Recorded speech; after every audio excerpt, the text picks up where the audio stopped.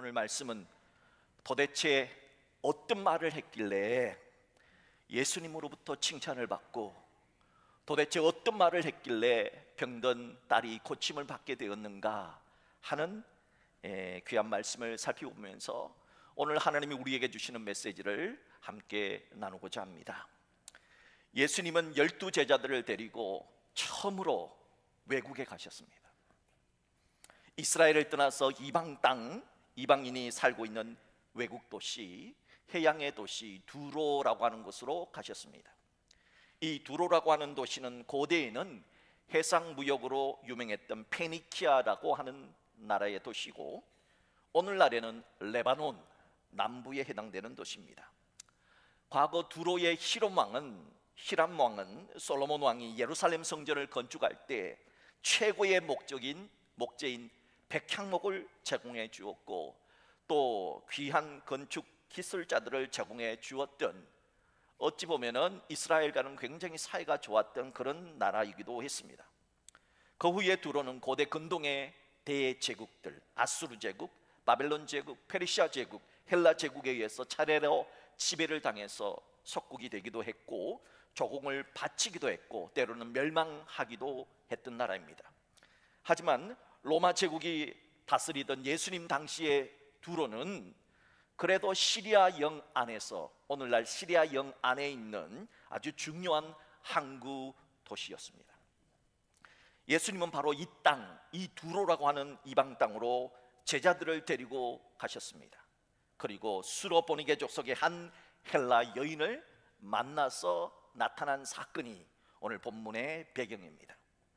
수로보니게 족속이라고 하는 것은 그 말 그대로 수로, 시리아, 또 보니게는 페니키아, 시리아 지역 또 페니키아 지역에 있었던 헬라어를 사용하는 그런 헬라 여인을 수로보니게 족속이다, 그렇게 말을 합니다.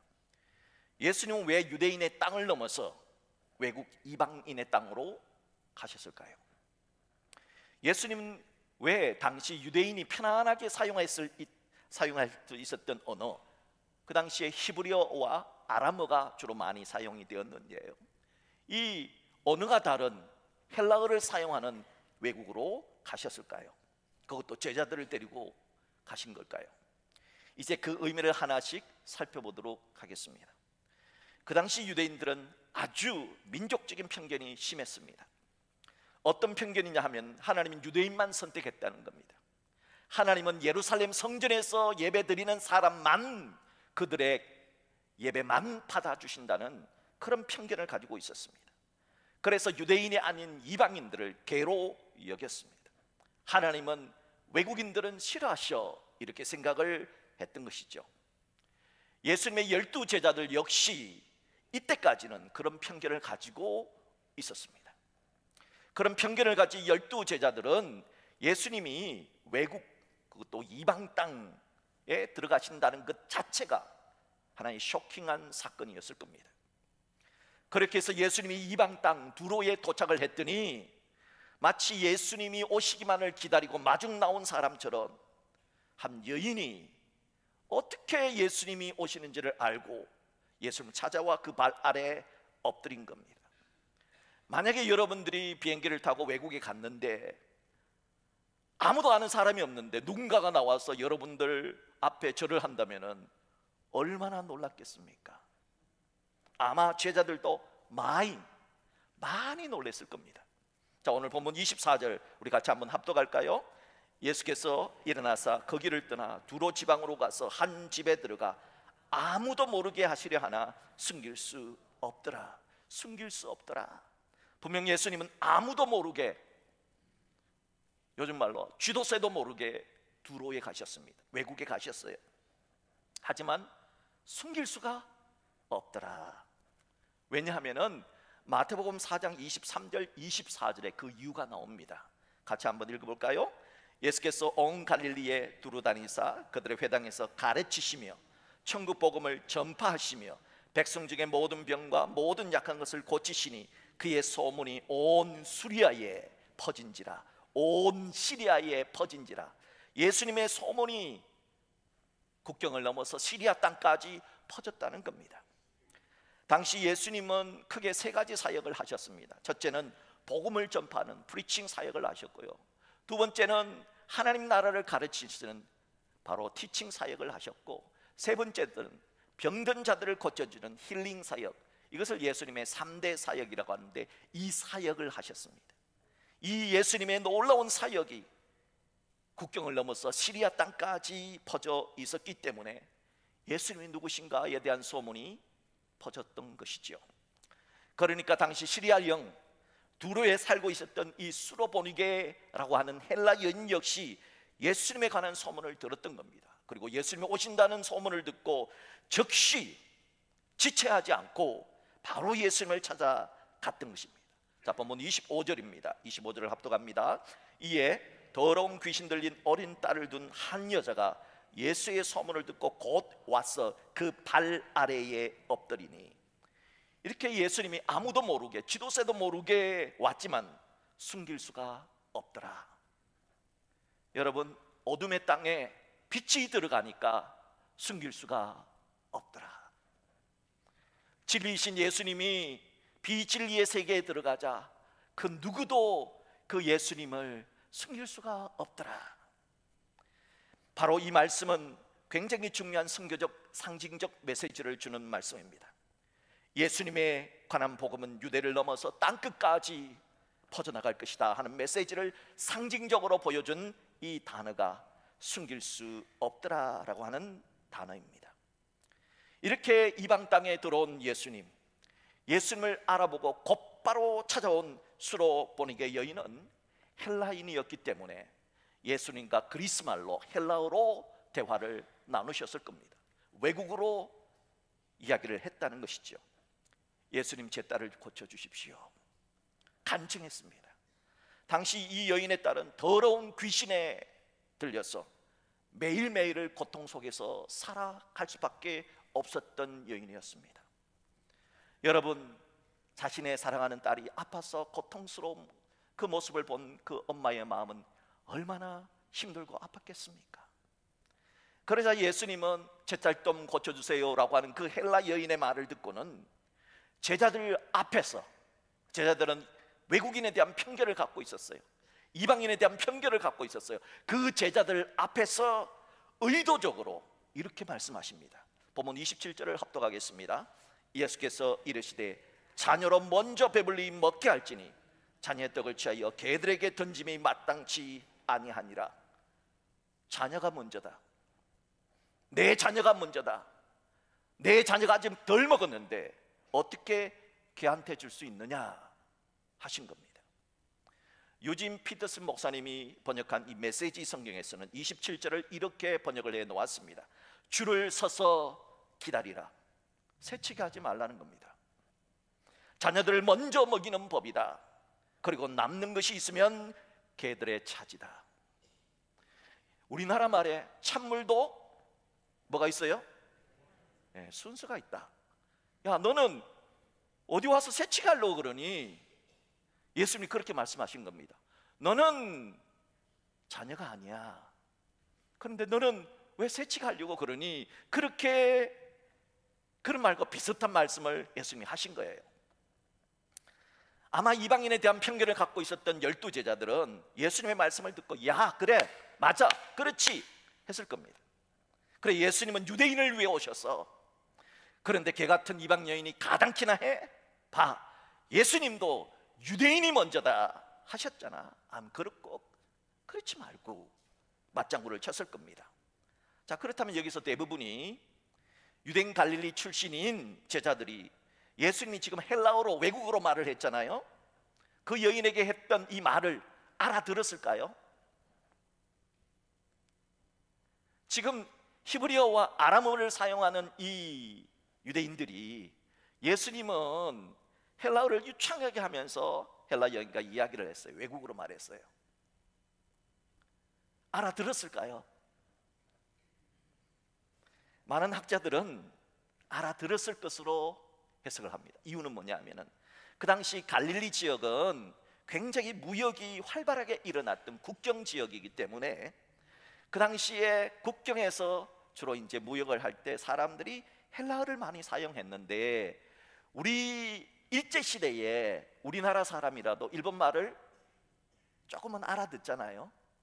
그런 것처럼 아마 알아들었을 것이다, 그렇게 학자들은 얘기를 합니다. 자, 그렇다면은 예수님도 편견을 가진 제자들처럼 헬라 여인에게 자녀가 먼저다, 걔는 안 된다 하는 식으로 이방 여인을 수치스럽게 만들려고 예수님이 그 먼 곳 외국까지 가셨을까요? 예수님이 그럴 리는 없겠지요. 그렇다면 어떤 이유로 예수님은 이렇게 외국 땅, 이방 땅까지 가셔서 이런 말씀을 하신 걸까요? 의도성이 있다는 겁니다. 예수님은 장차 땅끝까지 이르러 예수 그리스도의 십자가와 부활의 복음을 증거해야 될 제자들에게, 이 제자들을 훈련시키기 위해서, 그러니까 선교 훈련을 시키기 위해서 의도적으로 이렇게 하신 겁니다. 선교 훈련에 있어서 가장 중요한 원리가 뭐예요? 우리가 외국인에 대한 편견을 깨는 거, 외국 사람들에 대한 편견을 깨는 거, 이 훈련을 예수님이 의도하셨다는 거죠. 아마 제자들은 본문 27절을 그 당시에는 이렇게 해석을 했을 겁니다. 자녀의 떡, 유대인의 떡을 취하여 이방인에게, 개들에게 던짐이 마땅치 않다, 이렇게 해석을 했을 거예요. 과연 예수님도 이렇게 해석을 했을까요? 과연 예수님도 유대인이니까 별 수 없이 예수님이 유대인 편 들어주는구나, 제자들처럼 그 당시 유대 종교의 지도자들, 유대인인 자녀고 걔는 이방인으로 그렇게 해석을 했을까요? 절대 아닙니다. 예수님은 절대 그런 의도로 이 말씀을 하지 않았습니다. 그러면 예수님은 여기서 어떤 의도로 이 말씀을 했을까요? 우리들이 성경에 나오는 이스라엘, 예루살렘, 이스라엘이라고 했을 때 핏줄이 유대인이기 때문에 무조건 자동적으로 이스라엘로 해석을 하면은 하나님의 뜻과 의도에 맞지를 않아요. 왜 그런가? 자, 이제 들려주시는 말씀을 한번 깊이 묵상해 보세요.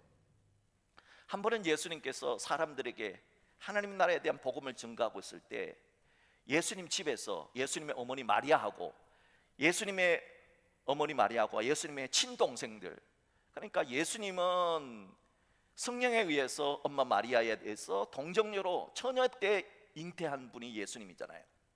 예수님이 태어난 이후에 그의 아빠 요셉과 그러니까 마리아가 육적으로 결합을 해서 이제 동생들을 낳게 됩니다. 그 동생들과 예수님의 어머니 마리아가 예수님을 찾아왔어요.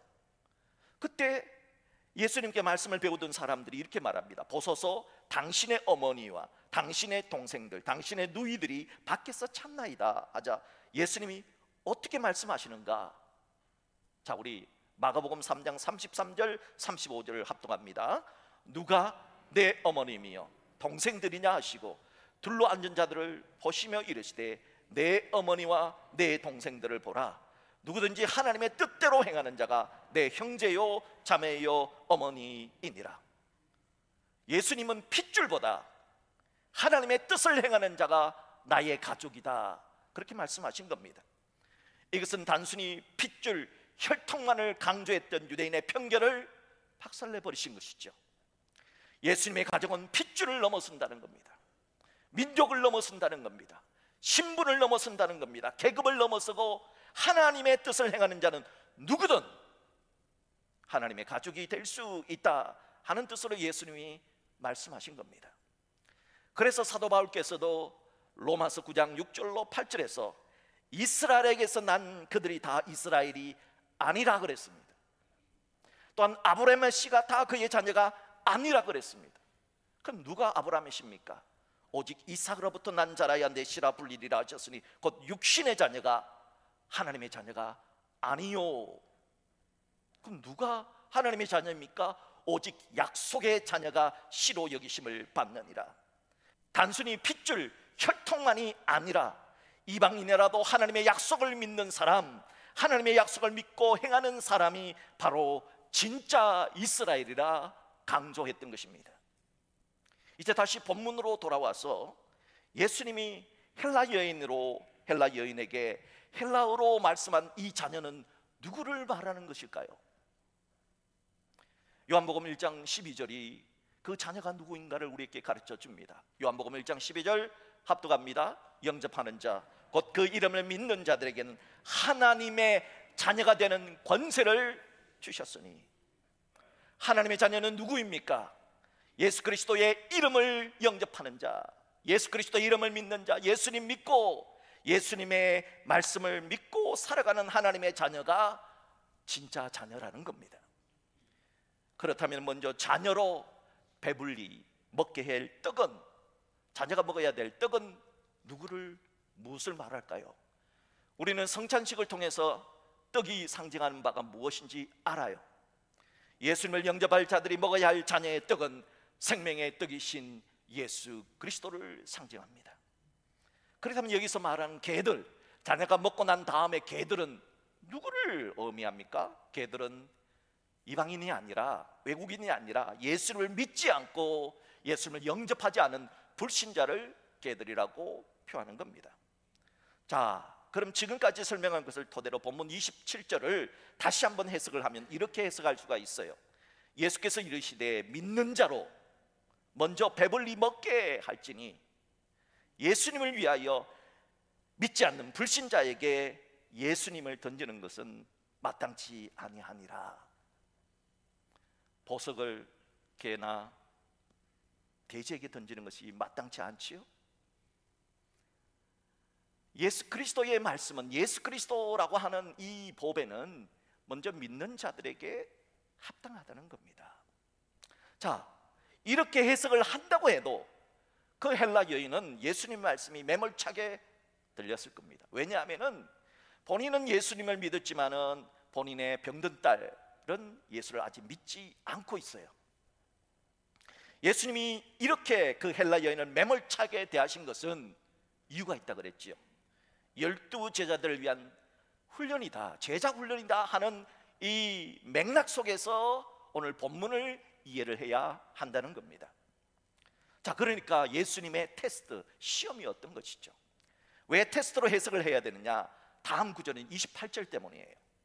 예수님의 매몰찬 27절 말씀에 헬라 여인이 어떻게 반응하는가 한번 보세요. 예수님께서 그 헬라 여인에게 헬라어로 말씀을 하시면서 테스트를 하시는데 힌트를 주셔요. 힌트를 주시는데 그 헬라 여인이 예수님이 주신 힌트를 정확하게 포착을 합니다. 자, 예수님이 주신 힌트가 뭐냐? 27절과 28절에 나오는 개라고 하는 단어입니다. 개. 예수님이 뭐라고 말씀을 하시느냐? 이 개라고 하는 단어를 헬라어로 뭐라고 말하느냐? 이게 중요합니다. 28절 합독합니다. 시작. 여자가 대답하여 이르되 주여 얼소이다마는 상 아래 개들도 아이들이 먹던 부스러기를 먹나이다. 예수님은 이 여인에게, 헬라인 여인에게 개라고 하는 단어를 사용할 때 집에서 키우는 애완용 개, 퀴나리오스라고 하는 단어를 사용합니다. 반려견이라고 하는 단어를 사용한 겁니다. 그러니까 예수님이 길거리를 배회하는 야생개, 들판에 있는 들개가 아니라는 단어, 애완용 개, 너는 반려견이구나, 이렇게 사용을 하신 거예요.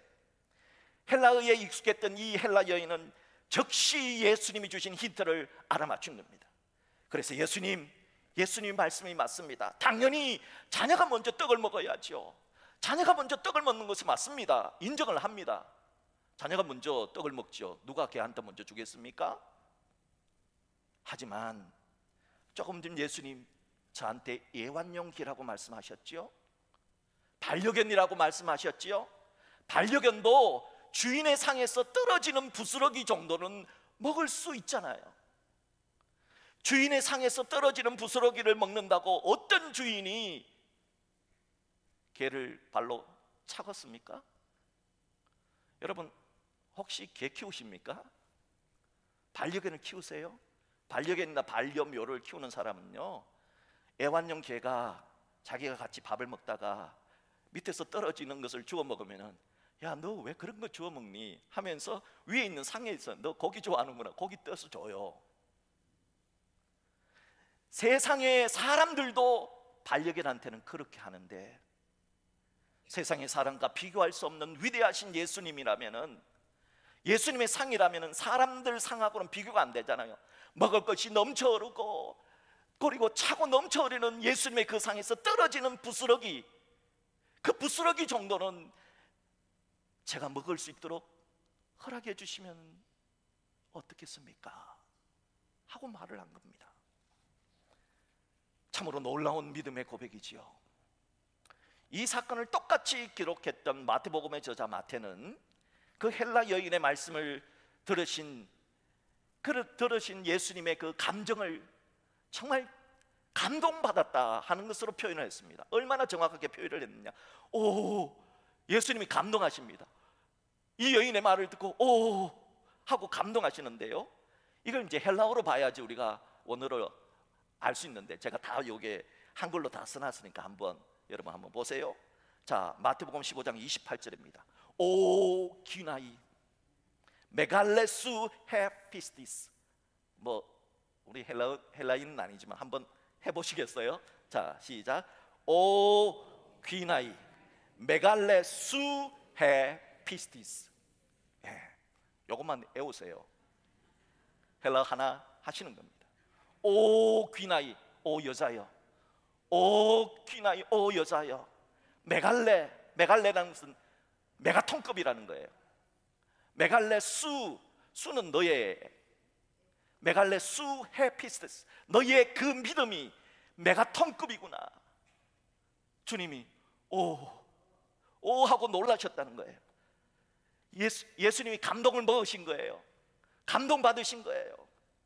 예수님은 지금 이 12제자들을 데리고 와서, 얘들아, 메가톤급의 믿음이 뭔지 아냐? 바로 이 여인이 고백했던 그 믿음 바라는 거예요. 예수님이 이 교육을 위해서, 이 제자 교육을 위해서 그 멀리 외국 땅까지 오셨다 하는 것입니다. 그래서 도대체 이 여인의 믿음이 어떤 믿음이었길래 주님께서 너의 믿음이 메가톤급이라고 칭찬까지 해 주셨을까요? 과연 메가톤급의 믿음이란 어떤 믿음일까요? 메가톤급의 믿음은 고백되어져야 하고 증거되어져야 하는 겁니다. 우리 같이 한번 합독할까요? 메가톤급의 큰 믿음은 고백되어져야 하고, 메가톤급의 큰 믿음은 증명되어져야 하는 것입니다. 주여 주여 입으로만 말하는 그 고백은 의미가 없습니다. 진짜 믿음은 입으로 떠드는 것이 아니라 진정한 하나님의 말씀에 대한 고백이 나타나야 되고, 날마다 그 고백이 나타나야 되고, 그리고 사람들에게 증명되어져야 한다는 거예요. 다른 사람이 볼 때, 야, 저 사람 진짜 목사 같구나, 저 사람은 진짜 장로 같구나, 저 사람 진짜 권사 같구나, 저 사람 진짜 예수쟁이 맞구나. 이게 믿음이라는 거예요. 12제자들은 처음 예수님을 보고 랍비로 알았습니다. 예수님을 향하여 랍비라고 외쳤습니다. 랍비가 뭡니까? 위대한 선생님. 예수님을 소크라테스나, 예수님을 마호메시나, 예수님을 붓다처럼, 그런 위대한 공자처럼 위대한 성인으로 생각을 했습니다. 누가요? 예수님의 12제자들이요. 그러다가 눈먼 자를 보게 하시고, 듣지 못하는 자를 듣게 하시고, 병든 자를 고쳐주시고, 예수님 물 위로 길으시고, 그리고 귀신 들린 자를 내쫓으시고, 보리떡 5개와 물고기 2마리로 5,000명을 먹이시는 기적을 행하시자, 그때서야 제자들은 예수님을 메시아로 고백합니다. 주는 그리스도시요 살아계신 하나님의 아들이십니다. 나의 주, 나의 하나님이십니다. 기적을 보고 난 다음에 예수님을 메시아로 고백했습니다. 하지만 이 헬라 여인은 그렇지 않아요. 이 헬라 여인은 예수님을 직접 보지는 못했어요. 그냥 소문으로만 들었습니다. 소문 듣고 예수 믿었어요. 그런데 이 여인은 예수님을 보자마자 주여라고, 하나님의 아들이라고 고백합니다. 예수님, 당신은 전능하신 하나님이시지 않습니까? 예수님, 당신은 전능하지 않습니까? 못하실 것이 없지 않습니까? 그러니 차고도 넘치는 예수님, 당신의 산에 차려진 떡은 먼저 자녀들에게 다 주시고, 저에겐 떨어지는 부스러기만 주셔도 저는 충분합니다. 예수님의 상에서 떨어지는 부스러기만이라도 충분히 제 딸은 낫고도 남습니다. 이 고백을 했던 겁니다. 예수님이, 신이신 예수님이 인간이 되어 이 땅에 내려오셔서 가장 듣고 싶었던 그 고백을 예수님의 제자가 아니라 이 헬라 이방인 유대인들이 개라고 그렇게 멸시했던 이 이방 여인을 통해서 들려지게 된 겁니다. 하나님이 인간이 되어서 이 땅에 내려오셔서 예루살렘, 그 위대한 예루살렘이 있는 그 이스라엘에서 이 고백을 들은 것이 아니라는 거예요. 이방 땅, 남들이 멸시하던 그 이방 땅에 하나님께서 가장 듣고 싶어 했던 그 믿음의 고백을 듣게 된 것입니다. 아마 제자들에게 주님이 이렇게 말씀했을 겁니다. 이래도 이방인에게 구원이 없느냐? 이래도 너희들은 이방인을 개로 여기느냐? 사랑하는 성도 여러분, 이방인이라 할지라도 이 여인처럼 믿음만 있다면은 그 믿음으로 구원받는다 하는 진리를 확실하게 보여준 말씀이 오늘 본문의 말씀입니다. 보십시오. 이 헬라 여인의 딸이 어찌 낫게 되었는가? 자, 본문 29절 30절 합독합니다. 예수께서 이르시되 이 말을 하였으니 돌아가라, 귀신이 내 딸에게서 나갔느니라 하시매 여자가 집에 돌아가 본즉 아이가 침상에 누웠고 귀신이 나갔더라. 본문 29절에 이 말을 하였으니 돌아가라.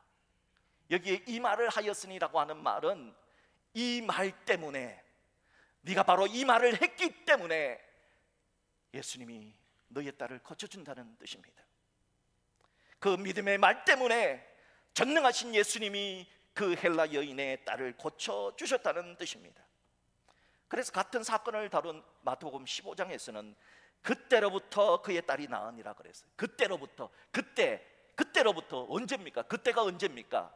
이 헬라 여인의 믿음의 말을 했을 때부터, 믿음의 고백을 한 그때부터 주님이 일하시기 시작했다는 겁니다. 사랑하는 성도 여러분, 예수님은 오늘 이 헬라 여인의 믿음의 말을 통하여 우리들에게도 말합니다. 너희들도 이 헬라 여인처럼 믿음의 말을 하느냐? 여러분은 믿음의 말을 하는 사람 맞습니까? 여러분의 말을 체크해 보세요. 내가 하는 말은 과연 믿음의 말인가? 아니면 불신의 말인가? 원망의 말인가? 남을 비난하는 말인가? 여러분의 말을 점검해 보세요. 너희가 한 이 말 때문에 과연 나의 말은 믿음의 말인가를 깊이 묵상하라고 하십니다. 예수님은 성자 하나님이십니다. 예수님은 전능하신 주님이십니다. 그러기에 그 여인의 딸 정도 고치는 것은 예수님에게 있어서 아무것도 아닙니다. 전능하신 예수님이 우리들에게 원하시는 것이 뭐냐? 이 여인과 같은 믿음의 말이라는 겁니다. 주님이 우리에게 원하시는 것은 바로 이 헬라 여인과 같은 믿음의 고백이라는 겁니다.